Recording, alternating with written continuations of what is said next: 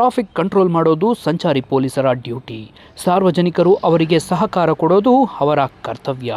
ಆದರೆ ಅದನ್ನೇ ನೆಪ ಮಾಡಿಕೊಂಡ ಚಿಕ್ಕಬಳ್ಳಾಪುರ ಸಂಚಾರಿ ಪೊಲೀಸರು ಇಂದು ರೋಗಿ ಇದ್ದ ವಾಹನಕ್ಕೆ ನೋ ಪಾರ್ಕಿಂಗ್ ಜಾಗದಲ್ಲಿ ಕಾರು ನಿಲ್ಲಿಸಿದ್ರು ಅಂತ ಬರೋಬ್ಬರಿ 4 ಗಂಟೆಗಳ ಕಾಲ ಬೀಗ ಜಡಿದು ಸತಾಯಿಸಿದ್ದಾರೆ. ದಂಡ ಕಟ್ಟಿ ಹೋಗ್ತೀವಿ ಅಂತ ಗೋಗರೆದರೂ ಬಿಡದೆ ಗರ್ಭಕೋಶ ತೊಂದರೆಯಿಂದ ನರಳುತ್ತಿದ್ದ ವೃದ್ಧ ಮಹಿಳೆಗೆ ಒಬ್ಬ ಮಹಿಳಾ ಪೊಲೀಸ್ ಆಗಿ ಸಂಚಾರ ಉಪನಿರೀಕ್ಷಕಿ ವಿದ್ಯಾ ಇನ್ನಷ್ಟು ದರ್ಪ ತೋರಿ ಸಾರ್ವಜನಿಕರಿಗೆ ತೊಂದರೆ ನೀಡಿದ ಘಟನೆ ಇಂದು ಚಿಕ್ಕಬಳ್ಳಾಪುರ ನಗರದ ಬಿಬಿ ರಸ್ತೆಯಲ್ಲಿ ನಡೆದಿದೆ.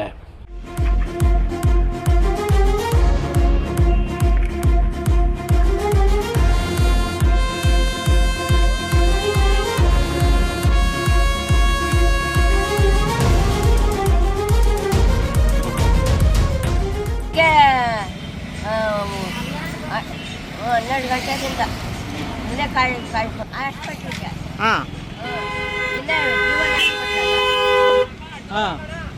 ಇಲ್ಲೇ ಇಟ್ಕೊಂಡು ಬರೋಂಥ ಊಟ ಮಾಡೋರು ಊಟ ಇಲ್ದಿರ ಇದ್ದೀವಿ. ಏನು ಮಾಡಬೇಕು ನಾವು? ಸತ್ತಿದ್ರು ಹಿಂಗೆ ಮಾಡಿಬಿಟ್ಟು ಹೋಗ್ತಾರೆ. ಹಾಸ್ಪಿಟ್ಲು ಹೋಗ್ರಿ ಅಂದರು. ನಾವು ಬಂದು ಇಲ್ಲಿ ಹಾಕ್ಕೊಂಡಿದ್ದೀವಿ. ಬೆಂಗಳೂರಿಗೆ ಹೋಗ್ಬೇಕಂತ ಬರ್ಸವ್ರೆ ನೋಡಿ. ನಾವು ಹೋಗೋಕೆ ಇಲ್ಲಿ ಹಿಂಗೆ ಮಾಡಿಬಿಟ್ಟು ಹೋಗವ್ರೆ. ಹೆಂಗೆ ನಾವು ಹೋಗೋದು? ಇದೆಲ್ಲ ಜಾಮೆ.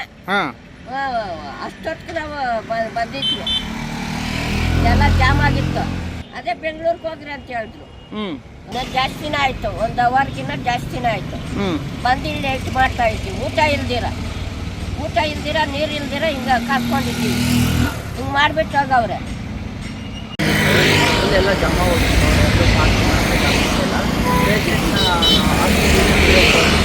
ಬಿಟ್ಟು ಬರೋವರೆ ಲಾಕ್ ಮಾಡೋಕ್ಕಿದ್ದಾರೆ.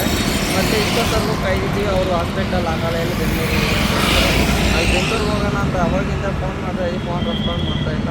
ಊಟ ಅಷ್ಟೇ ಯಾರೂ ಬಂದೇ ಇಲ್ಲ. ಇದು ನಾವು ಫೈನ್ ಕಟ್ಟೋಕ್ಕೂ ರೆಡಿ ಇದ್ವಿ, ಯಾರೂ ಬರಲೇ ಇಲ್ಲ. ಬಂದು ಗಾಡಿ ಹಾಕಿರೋದು 12 ಗಂಟೆಗೆ. ನಾವು 12ವರೆಗೆ ಇಲ್ಲಿ ಬಂದಿದ್ದೀವಿ. 12ವರೆಯಿಂದ 2 ಗಂಟೆ ಆಯಿತು. ಇಲ್ಲಿವರೆಗೂ ಕಾಯ್ದಿದ್ದೀವಿ, ಯಾರು ಬಂದಿಲ್ಲ. ಬಟ್ ಪೇಷಂಟ್ ಅರ್ಜೆಂಟ್ ಇತ್ತಲ್ಲ, ಅದಕ್ಕೆ ಹೋಗಿದ್ದು ಹಾಸ್ಪಿಟಲ್ಗೆ. ಹೋಗಿ ಬರೋಕ್ಕಾಗಿಲ್ಲ. 12 ಗಂಟೆಯಿಂದ ವೆಯ್ಟ್ ಮಾಡಿದ್ರು. ಪೊಲೀಸರು ಗಮನಿಗೆಲ್ಲ ತಂದಿದೆ. ಈಗ 3:30-4 ಗಂಟೆಗೆ ಬಂದಿದ್ದಾರೆ. ಬಂದು ತೆಗೆದುಬಿಟ್ಟು ಪೆನಾಲ್ಟಿ ಕಟ್ತೀವಿ ಅಂತ ಕೇಳ್ಕೊಂಡಿರೋ ಹಂಗೆ ಹೊರಟೋಗ್ತಾ ಇದ್ದಾರೆ. ಮಾಡಲೇ ಇಲ್ಲ. ಬಂದರು, ತೆಗೆದ್ರು, ಹಂಗೆ ಹೊರಟೋದ್ರು. ಪೆನಾಲ್ಟಿ ಕಟ್ತೀವಿ ಅಂದ್ರೂ ಕಟ್ಕೊಂಡಿರೋ ಹಂಗೆ